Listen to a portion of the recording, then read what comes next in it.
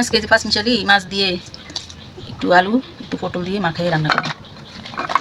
এখানে আমি দিয়ে দিলাম আলুটা, দিয়ে দিব কাঁচামরিচ, পেঁয়াজ কুচি, আমি দিয়ে দিলাম 1 টেবিল চামচ রসুন বাটা, দিয়ে দিলাম হলুদ গুঁড়া, দিয়ে দিলাম মরিচ গুঁড়া, দিলাম ধনিয়ার গুঁড়ো, স্বাদ মতো লবণ, দিয়ে দিব রান্নার তেল। সবগুলারে একসাথে মেখে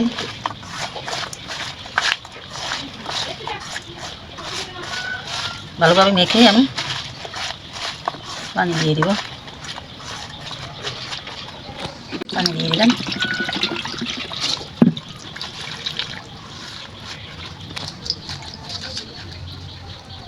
আমি চুলে বসাই দিব।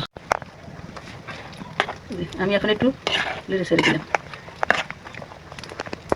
আমি এখানে একটা টমেটো আগে থেকে কাটে রাখছিলাম, দিয়ে দিলাম। রান্নাটা হয়ে গেছে, এখন আমি একটু এই যে ধনিয়া পাতা ছিটিয়ে দিলাম, দিয়ে এখন আমি নামাই এলাম। বন্ধুরা, আমার রান্নাটা হয়ে গেছে। রান্নাটা কেমন হয়েছে জানাইবেন।